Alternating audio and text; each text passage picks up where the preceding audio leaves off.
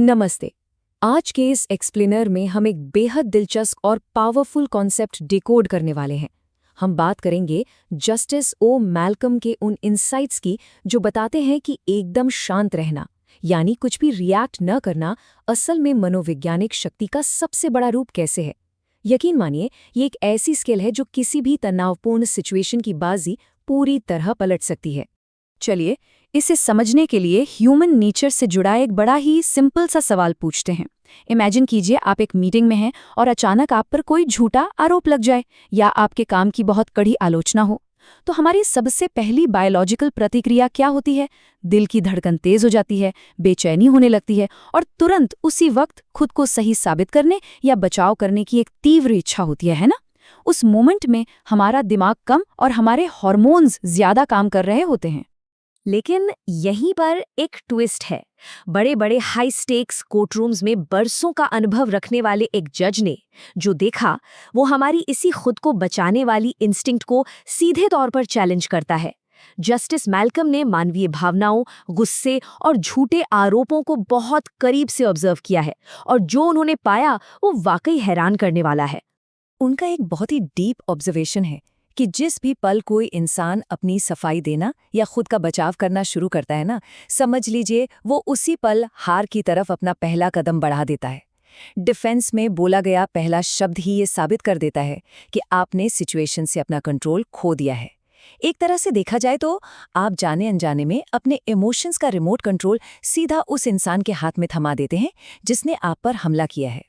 तो फिर इस इमोशनल हाईजैक से बचा कैसे जाए? इसके लिए इस सोर्स मटेरियल में मार्शल आर्ट से लिया गया एक बेहद शानदार कॉन्सेप्ट सामने रखा गया है।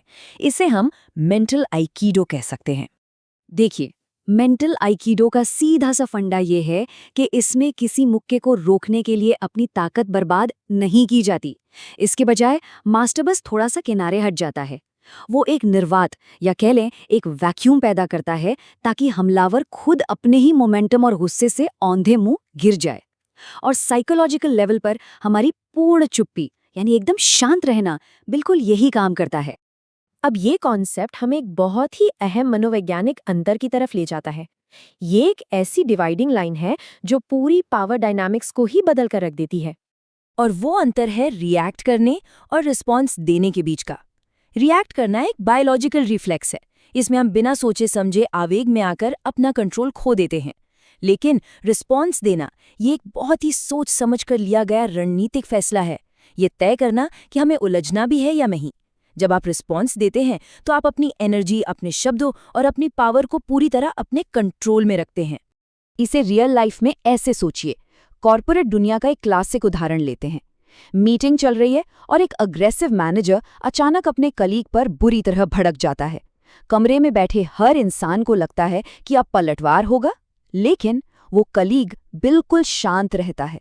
ये जो एब्सोल्यूट साइलेंस है ना, ये एक ऐसा साइकोलॉजिकल वैक्यूम बना देता है कि उस मैनेजर के ईगो का टकराव बुरी तरह फेल हो जाता है। वो तमाशा तो चाहता था पर उसे कोई दर्शक नहीं मिला। नतीजा, वो अंदर ही अंदर टूटने लगता है। और फिर एक लंबी असहज कर देने वाली चुप्पी के बाद वो शांत इंसान बहुत ही नॉर्मल टोन में बस इतना कहता है, आपकी बात नोट कर ली गई है, हम इस पर बाद में चर्चा करेंगे। बस कोई सफाई नहीं, कोई डिफेंस नहीं। इस एक छोटे से वाक्य ने पावर का पूरा गेम उस शांत इंसान की तरफ मोड़ दिया। ये सच में किसी मास्टर स्ट्रोक से कम नहीं है। तुरंत रिएक्ट करने का एक बहुत बड़ा खतरा मान्यताओं के जाल या ट्रैप ऑफ अजम्पशन से जुड़ा है। असल में हमारे दिमाग को खालीपन या बिना जवाब वाले सवाल बिल्कुल पसंद नहीं है। तो जब आप शांत रहते हैं तो सामने वाले का दिमाग उस खालीपन को भरने के लिए खुद ही मनगढ़ंत कहानियां बनाने लगता है। और अक्सर लोग फैक्ट्स पर नहीं बल्कि अपनी ही इनसिक्योरिटीज के आधार पर रिएक्ट करने लगते हैं। इसका एक बहुत ही परफेक्ट उदाहरण है। एक बार एक बहुत ही शांत और सीनियर एम्प्लॉय पर आरोप लगाया गया कि वो टीम प्लेयर नहीं है। अब भड़कने या सफाई देने के बजाय उन्होंने बहुत ही शांति से बस एक सवाल पूछा, आपको ऐसा क्यों लगता है? कमाल की बात देखिए, इस एक सवाल की अथॉरिटी ने आरोप लगाने वाले को खुद की ही मान्यताओं पर सवाल उठाने के लिए मजबूर कर दिया। लेकिन ठहरिए, आपके मन में ये सवाल जरूर आ रहा होगा कि उन एक्सट्रीम सिचुएशंस का क्या, जहां गुस्सा आना पूरी तरह से जायज है, जैसे मलाला यूसुफजई पर हुआ वो भयानक और जानलेवा हमला। क्या ऐसी जगह पर भी चुप रहना ही सही है? बिल्कुल नहीं। सेल्फ कंट्रोल का मतलब अपने इमोशंस या ट्रॉमा को दबाना कतई नहीं है। भावनाओं को दबाने से तो इंसान अंदर ही अंदर खोखला हो जाता है। इसका असली मतलब है उस भयंकर इमोशनल आग को, उस गुस्से को एक फ्यूल की तरह इस्तेमाल करना। मलाला ने अपने गुस्से को इग्नोर नहीं किया, बल्कि उस भयानक घटना से मिली एनर्जी को एक बहुत ही बड़े और स्पष्ट मिशन की तरफ मोड़ दिया। और ये हमें इतिहास के एक और बहुत ही प्रोफाउंड एग्जाम्पल की तरफ ले जाता है। नेल्सन मंडेला, जिन्होंने जेल में 27 लंबे साल बिताए, लेकिन उन्होंने बदला लेने का रास्ता नहीं चुना। आखिर क्यों? मंडेला ये बहुत अच्छे से जानते थे कि अगर उन्होंने मन में नफरत पाले रखी तो वो जेल से बाहर आकर भी हमेशा उसी में कैद रहेंगे। उन्होंने अपने विरोधियों के डर और उनके माइंडसेट को समझा। अपनी खुद की मानसिक आज़ादी के लिए ये उनका एक स्ट्रेटेजिक मूव था। लेकिन ध्यान दीजिए, इसका मतलब ये बिल्कुल नहीं था कि वो उनकी क्रूरता से सहमत थे। समझना और सहमत होना, ये दो बिल्कुल अलग अलग बातें हैं। चलिए अब इस कॉन्सेप्ट को सचमुच की करो या मरो वाली सिचुएशन में रख कर देखते हैं। सोचिए, 30,000 फीट की ऊंचाई पर उड़ते एक प्लेन के कॉकपिट में अचानक दोनों इंजन फेल हो जाएं, तब क्या होगा? जब खतरे के अलार्म बज रहे हों, लाल बत्तियां ब्लिंक कर रही हों, तब एक पायलट अपने नेचुरल पैनिक मोड में नहीं जाता, बल्कि वो अपनी शांति पर रिलाई करता है। और ये शांति इंसान का कोई इनबिल्ट फीचर नहीं है।